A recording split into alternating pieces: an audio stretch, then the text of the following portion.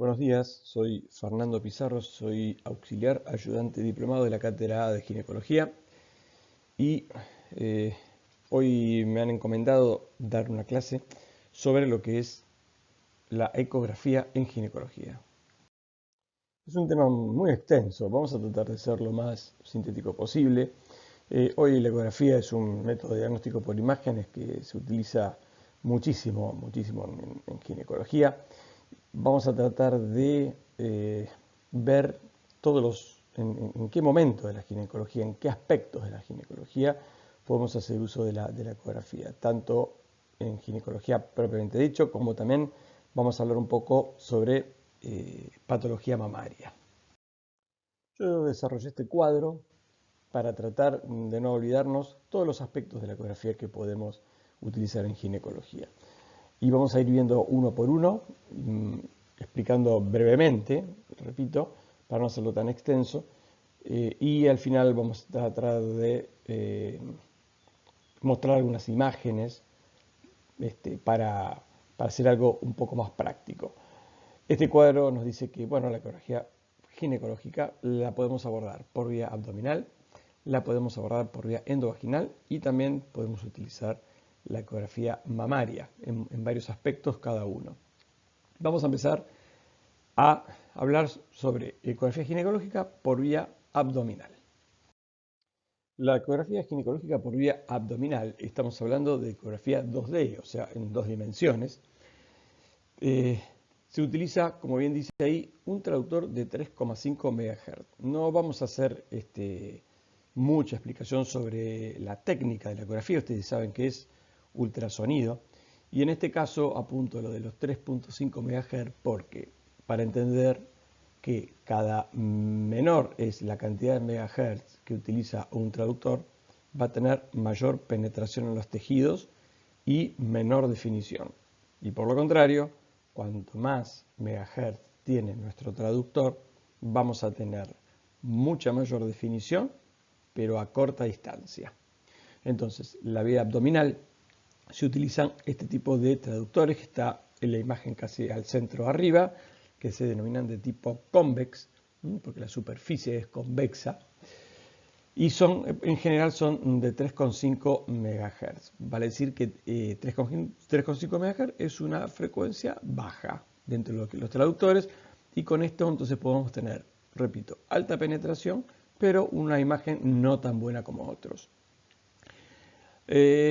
Por supuesto que necesita de una mínima preparación. La preparación que necesitamos es que tenga vejiga llena o con un poco de orina. ¿Por qué? Bueno, porque esto es ultrasonido y los ultrasonidos penetran muy bien lo líquido. Lo mejor que puede haber para el ultrasonido es el líquido y lo peor que puede haber para el ultrasonido es el aire. Es por eso que, por lo general, la ecografía no es un buen método para ver, por ejemplo, intestinos o pulmones, que generalmente tienen aire. ¿Por qué esto de la vejiga llena? Bueno,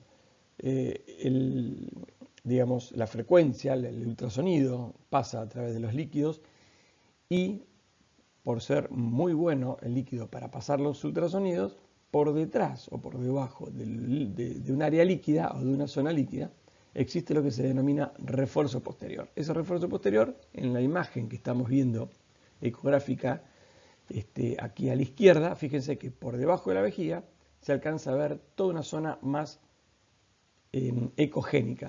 Recordemos también que en ecografía tenemos ecogénico, se ve más blanco, isoecoico es igual, es un poco más gris o igual al parénquima que estamos viendo, y anecoico es negro, o sea, todo lo que sea líquido.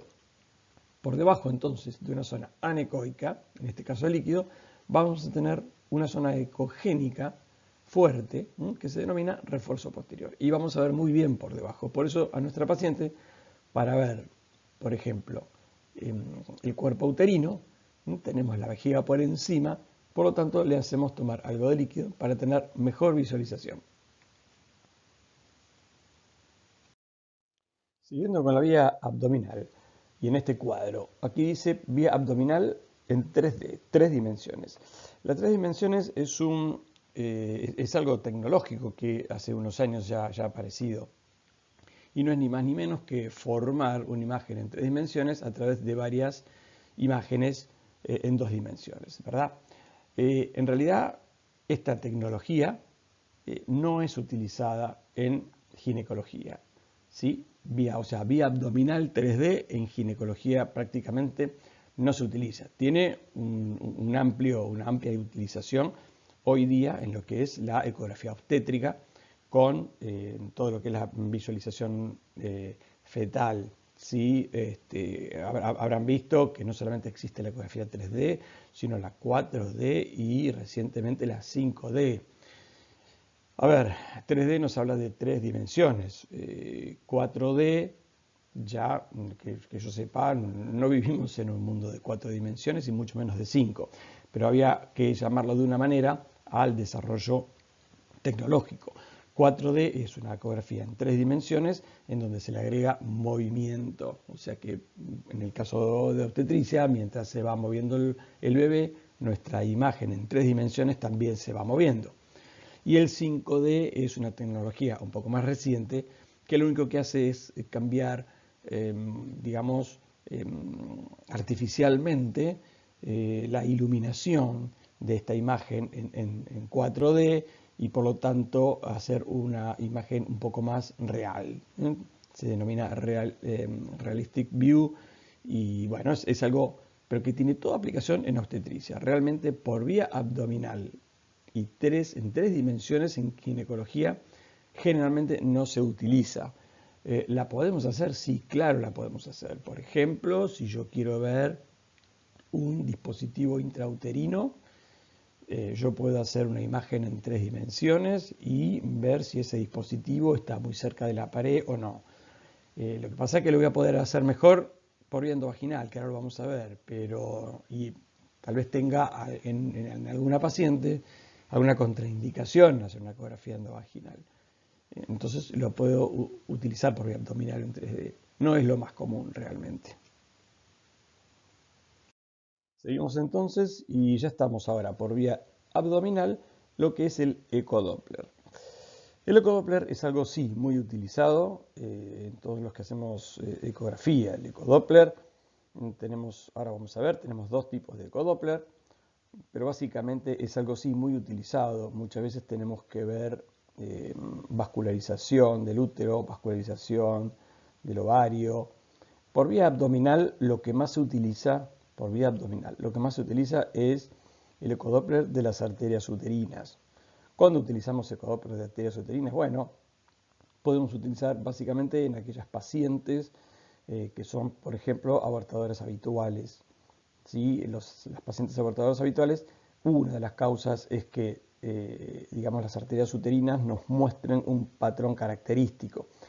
Cuando uno hace una ecografía Doppler, ahora vamos a ver en el próximo slide, hay un Doppler que es un Doppler color y un Doppler que se denomina Doppler pulsado. Esta es la imagen que nos arroja el equipo cuando hacemos Doppler.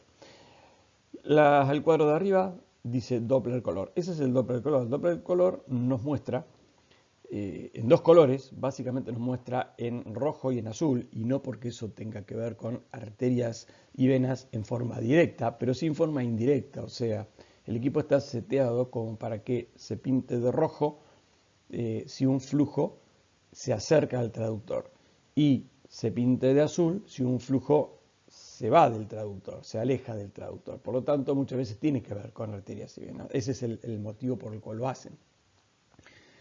El Doppler color nos sirve básicamente para encontrar dentro de la imagen que estamos poniendo en nuestro equipo o que estamos apuntando, dónde están, o sea, la ubicación de nuestras arterias y nuestras venas. Y el Doppler espectral es lo que está ocurriendo dentro del vaso que elegimos. Fíjense que en el cuadrado de arriba, donde dice Doppler color, sobre ese vaso rojo, ¿sí?, está pasando una línea que adentro tiene lo que se denomina muestra. ¿Sí? Nuestra área de muestra, nosotros la ubicamos dentro del vaso y por debajo este equipo nos da lo que se denomina el Doppler espectral. Y en el Doppler espectral tenemos la onda, es esa onda que nos indica velocidad de flujo, diastólico, sistólico, y a través de eso también podemos tener muchos índices y nosotros saber qué resistencia tenemos en el vaso y muchos otros datos. Les decía entonces que con respecto a lo que es la ecografía abdominal ecodoppler, nosotros podemos utilizar el Doppler de las arterias uterinas, como así también podemos ver a través del Doppler color la vascularización de todo el útero para saber si tenemos, por ejemplo, algún mioma, ver cómo es su vascularización, o por ejemplo también podemos ver lo que se denomina malformaciones arteriovenosas. Aquí tenemos dos imágenes, la de la izquierda dice arteria uterina. Ahí tenemos donde cruza la arteria uterina sobre los vasos ilíacos, el nacimiento de la arteria uterina, y por debajo tenemos ahí la onda espectral. Y hacia la derecha tenemos una imagen del ovario, una imagen bien circular, se denomina ring fire. Pero fíjense que en el caso del ovario ahí se ve rojo y azul, en forma permanente, es como que hay un flujo que va y viene permanentemente, o sea, hay arterias que están como espiraladas, como enroscadas, ¿sí?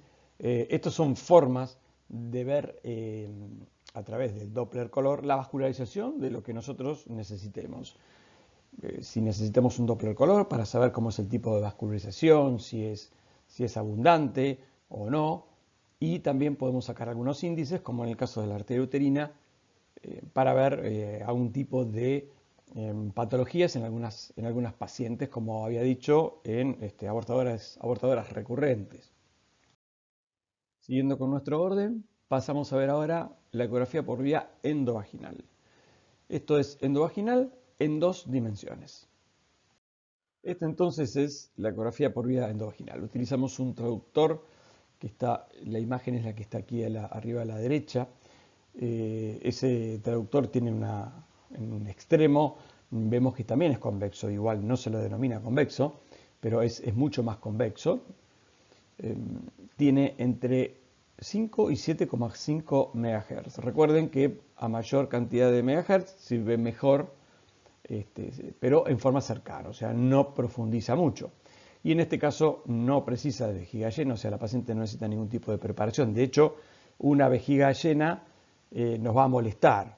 Puede ser que nos saque el cuerpo uterino del plano donde nosotros podemos ver. La paciente se coloca en posición ginecológica.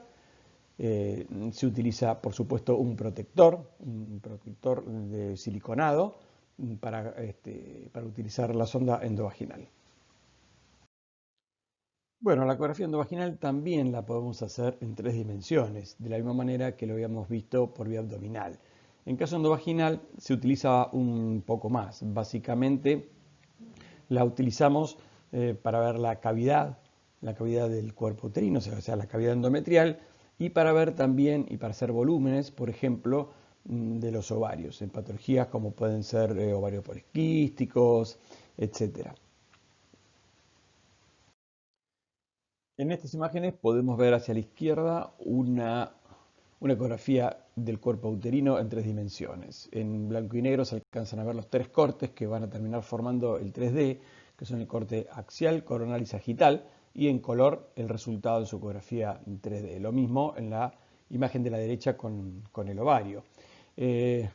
Podemos ver perfectamente la cavidad uterina con un espacio subendometrial, si hubiese un pólipo, etc. Y en el caso del ovario podemos ver también hacer un recuento folicular y ver el volumen ovárico.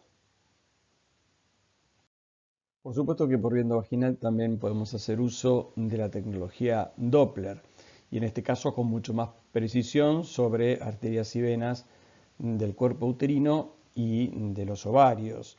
Se utiliza mucho para ver también, hacer Doppler de arterias uterinas y también para ver la vascularización del miometrio. Esto es muy importante también en todo el área de fertilidad, saber cómo se está vascularizando el endometrio en los distintos tipos, en los distintos momentos del ciclo. Eso es un monitoreo del tejido endometrial. También en lo que es patología ovárica es muy importante para saber si este ovario que estamos viendo tiene algún tipo de vascularización anómala. Aquí tenemos, por ejemplo, dos imágenes. A nuestra izquierda una imagen del ovario con su vascularización intraovárica y a la derecha una imagen del cuerpo uterino con la vascularización miometrial.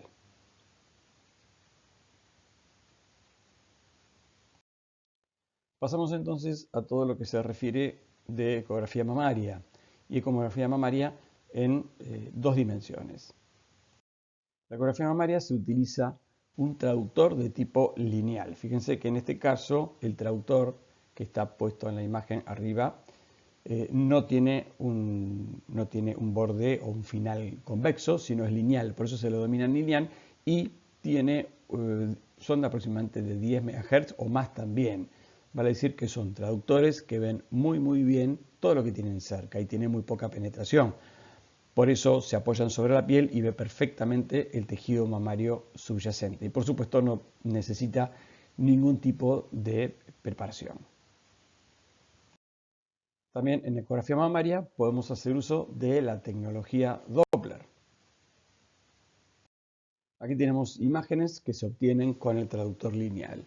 Hacia la izquierda tenemos varias imágenes de una zona mamaria en donde se alcanza a ver un nódulo mamario y cuando uno le aplica la tecnología Doppler vemos cómo es su vascularización interna.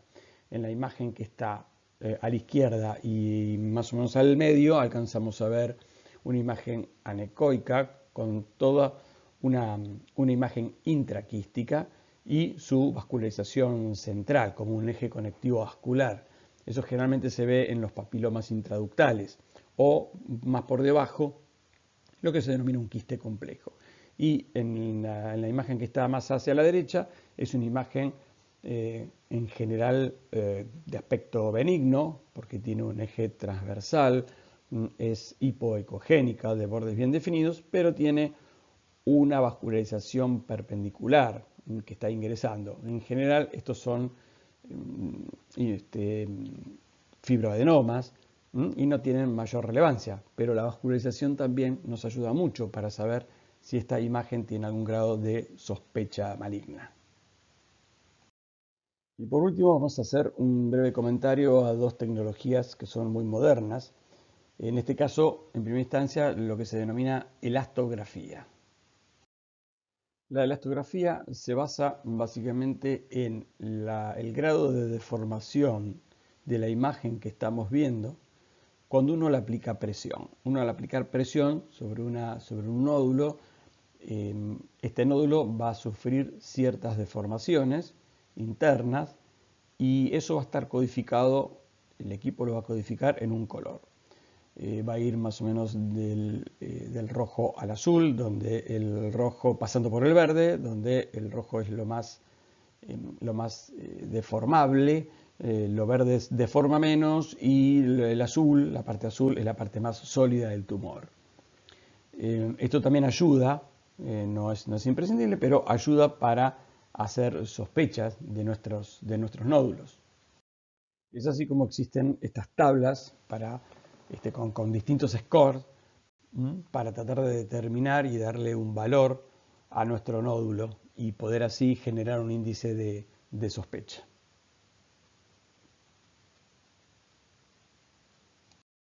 Y por último tenemos lo que se denomina ecografía automatizada en 3D. Esto es algo muy nuevo que se está utilizando, está comenzando a utilizar recién ahora. El equipo ya es un equipo distinto, ya no lo maneja un ginecólogo, lo maneja un técnico. Es muy similar a una mamografía. Pueden ver que en la imagen que estamos viendo, hacia la izquierda, hay un técnico que está apoyando, apoya un traductor. Ese traductor se mueve de un lado hacia otro y va tomando todas las imágenes como si fuesen tomográficas de la mama. Y eso va a un equipo y el equipo forma una imagen en 3 dimensiones, que es la que se ve a la derecha. Pero es algo que ya no lo hace un operador médico, lo hace un técnico y es el médico el que va después a evaluar las imágenes. Es muy similar a lo que es una tomografía o una resonancia magnética. Por último, entonces, vamos a ver una serie de imágenes para hacer esto un poco más práctico. Estas dos imágenes que tenemos enfrente, tenemos hacia la izquierda una imagen en ecografía abdominal. La imagen de la izquierda es un cuerpo uterino tomado con ecografía abdominal. Y del lado derecho tenemos la misma imagen, pero tomado con ecografía endovaginal. Fíjense cuál es la diferencia. Del lado izquierdo tenemos por encima una vejiga llena, necesaria para poder ver hacia abajo, dijimos, para aprovechar ese refuerzo posterior, pero fíjense lo que es la calidad de la imagen. ¿Sí? La calidad de la imagen del lado derecho es mucho mayor, es mucho mejor.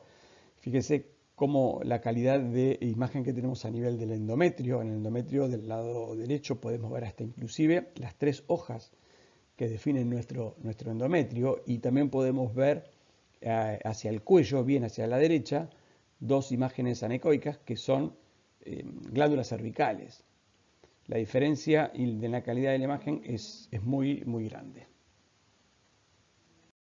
Esta es una imagen por vía endovaginal en donde estamos viendo perfectamente bien nuestro endometrio, un endometrio trilaminar. Se ve perfectamente las 3 hojas, se mide de basal a basal y nos queda en el medio la unión de ambas hojas endometriales. Aquí tenemos 2 imágenes obtenidas con traductor endovaginal. Hacia la izquierda, un mioma de tipo intramural, donde se alcanza a ver muy bien sus bordes. El nódulo o el mioma es ligeramente hipoecogénico respecto al resto del miometrio, y alcanzamos a ver que está ubicado en la cara posterior. Del lado derecho vemos otra imagen por vía endovaginal, en donde alcanzamos a ver también un mioma, pero en este caso fíjense que es un mioma de tipo submucoso, está dentro de la cavidad endometrial.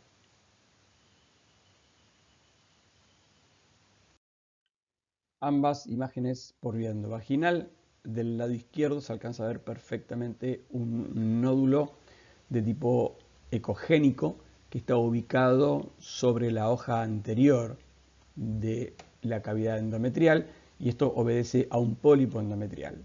Y del lado izquierdo tenemos una imagen similar, pero en este caso ubicado a nivel cervical, a nivel del cuello, que tiene además, por Doppler color, se alcanza a ver un flujo central. Esto es un pólipo endocervical. Otras 2 imágenes obtenidas por vía endovaginal. A la izquierda, tanto sea, a la izquierda como a la derecha, lo que estamos viendo es lo que se denomina hiperplasia endometrial. Tenemos un endometrio muy ancho. También, tenemos muchas formas de caracterizar al endometrio, si tiene vascularización, si no tiene vascularización, cómo es ese borde, cómo es esa interfase entre el endometrio y el miometrio, si es una imagen bien definida o si está muy irregular. Pero estas son 2 imágenes entonces de hiperplasia endometrial. Así se ve un útero septado, o sea, con un tabique central. En la imagen de la izquierda solamente es un corte transversal del fondo, en donde alcanzamos a ver como si fuesen 2 cuerpos, y en el centro se denominan los 2 platillos endometriales. Eso nos hace sospechar de que la paciente puede llegar a tener un tabique. Y al lado derecho es una ecografía en 3 dimensiones, también endovaginal, donde tenemos los 3 planos, axial, coronal y sagital, y abajo a la derecha tenemos la imagen conformada, en donde podemos ver perfectamente que esta paciente tiene un tabique central. Estas son 2 imágenes, sagital y axial y transversal, de una ecografía endovaginal, donde podemos ver cómo la cara posterior del útero presenta una imagen bien redondeada, pero que sus contornos no son tan definidos como si fuese un mioma. Esta paciente lo que tiene es adenomiosis. Recordemos que la adenomiosis es una endometriosis, un tipo de endometriosis en donde el tejido endometrial lo tenemos en la pared del útero. ¿Sí? No fuera del útero, pero sí en la pared del útero. Este es un diagnóstico diferencial, entonces la adenomiosis de los miomas intramurales.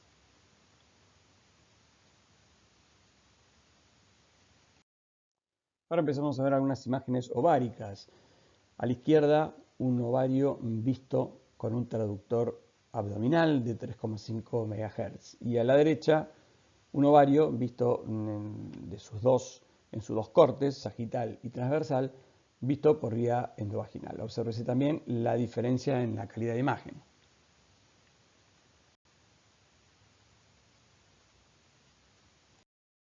Esta es una imagen quística intraovárica, bastante, si bien no es patognomónica, es muy sugestiva de endometrioma. El endometrioma entonces es un quiste con este contenido de sangre, como achocolatado cuando uno hace la cirugía, pero que tiene la característica entonces que tenemos los contornos o la pared un tanto engrosadas, porque ahí está su cápsula, y un contenido hipoecogénico muy homogéneo, fíjense que es muy homogéneo, y por supuesto no tiene vascularización interna.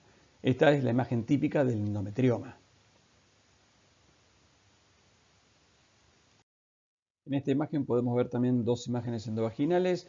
Hacia la izquierda es una imagen más anecoica, hace un poco de refuerzo posterior, pero se alcanzan a ver algunas pequeñitas líneas ecogénicas dentro. Esto es un folículo luteinizado. Y de nuestro lado derecho tenemos una imagen quística, pero que ya tenemos muchos tipos de tabiques en distintas direcciones, etc. Esto se denomina quiste complejo. Aquí tenemos dos imágenes distintas de una misma patología. Tenemos a la izquierda una imagen redondeada de bordes no muy bien definidos, pero que tiene básicamente dos imágenes internas.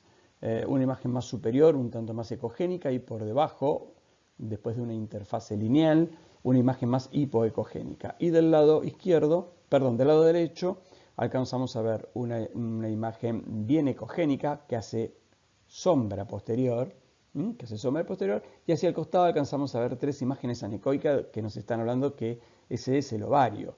Estas son dos imágenes típicas de un teratoma, ¿sí?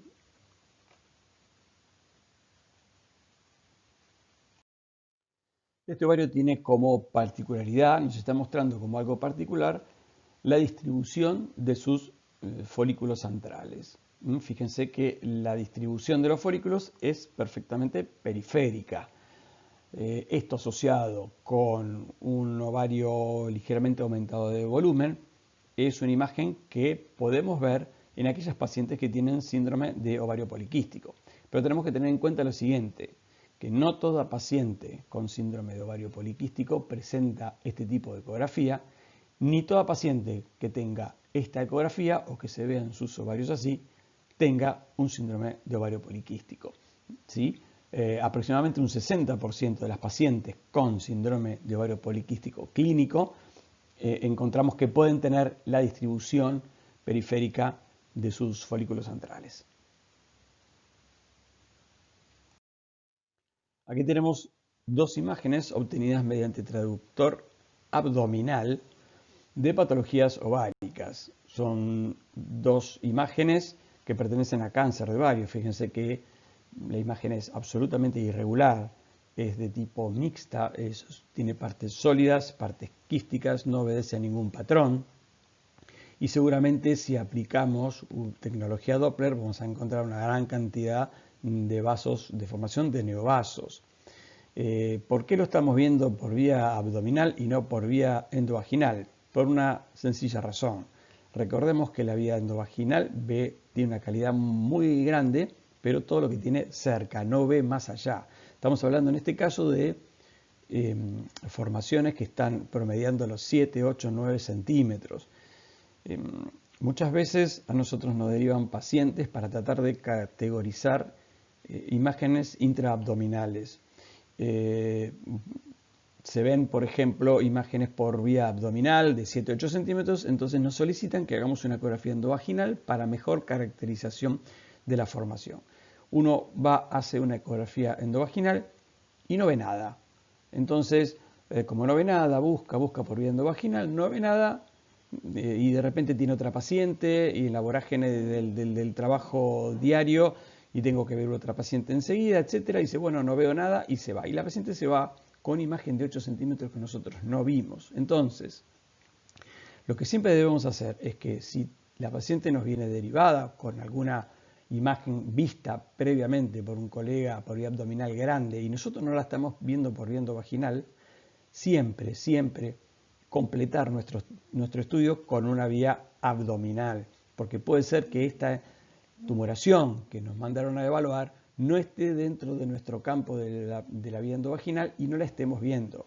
Y no estaría nada bien que nuestra paciente se vaya de nuestra consulta habiéndose ido con un tumor de 8 centímetros y que nosotros no lo hayamos visto. Entonces, muchas veces, ya sea en ese caso o en cualquier otro caso que uno sospeche que la paciente, o por palpación, por lo que fuera, o por lo que nos cuente la paciente que tiene alguna molestia, y nosotros sospechemos que la paciente pueda llegar a tener alguna otra formación lejos de nuestro campo endovaginal, siempre completar nuestro estudio por vía abdominal.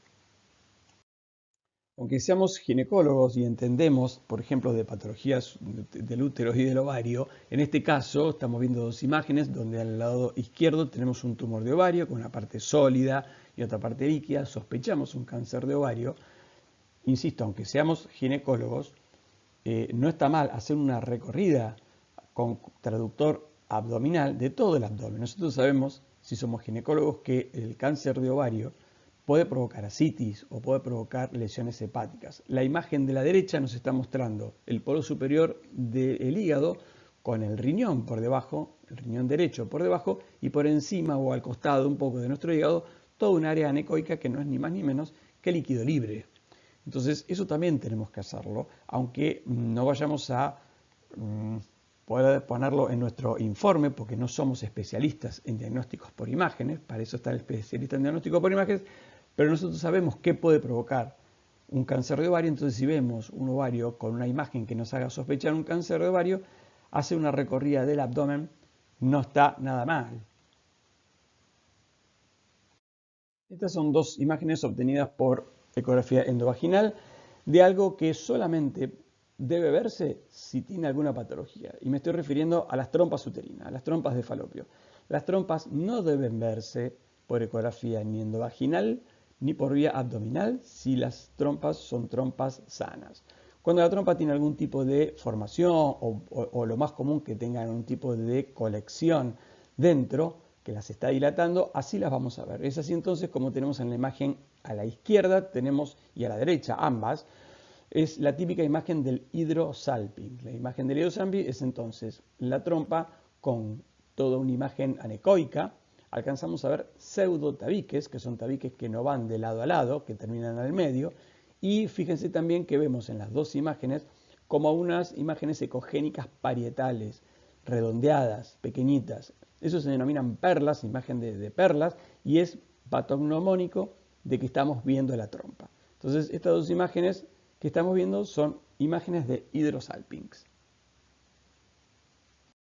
También las trompas pueden tener un contenido que no siempre sea perfectamente anecoico, sino que tengan otro tipo de ecogenicidad, como por ejemplo que sea hipoecogénico bastante regular, como la imagen de la izquierda, o una imagen ya directamente absolutamente irregular, como la de la derecha, y estas son dos imágenes que pertenecieron a abscesos tuboováricos.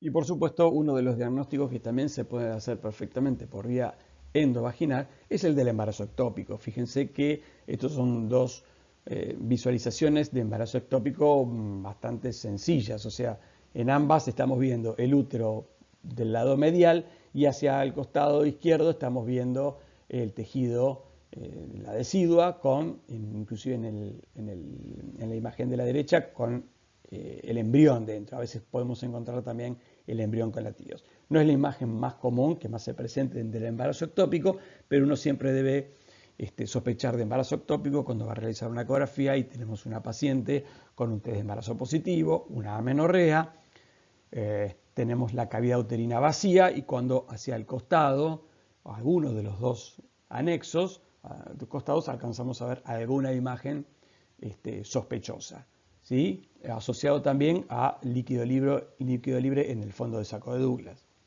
Esta, repito, no es la imagen más común, esta es una imagen fácil de diagnóstico de embarazo ectópico, pero bueno, quería mostrarles que también el embarazo ectópico está dentro de nuestros diagnósticos diferenciales de patologías ginecológicas.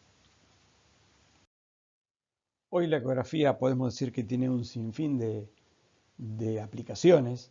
El ginecólogo tiene que aprender a utilizarlo porque es una herramienta fundamental dentro de su diagnóstico diferencial. Fíjense todas las otras cosas que podemos hacer. Podemos utilizarlo como guía de punción y aspiración folicular. En lo que es el área de fertilidad, la ecografía endovaginal es imprescindible. Es imprescindible. Hacemos punción, aspiración folicular, podemos hacer transferencia, nos ayuda para hacer la transferencia embrionaria. Por supuesto que en patología mamaria también nos sirve como guía para hacer punciones mamarias, tipo biopsia ya sea con aguja fina como con aguja gruesa, la que se denomina core biopsy. Podemos utilizar también histerosonografías, o sea, instilar un poco de líquido dentro de la cavidad uterina para ver y hacer diagnóstico diferencial entre un pólipo o un mioma submucoso. En fin, podemos hacer diversos tipos de prácticas con un método que cada día nos ofrece, es mucho más versátil y realmente es inocuo porque estamos hablando de ultrasonido. Espero que les haya sido útil y los voy a dejar con algunas preguntas de autoevaluación. Muchísimas gracias.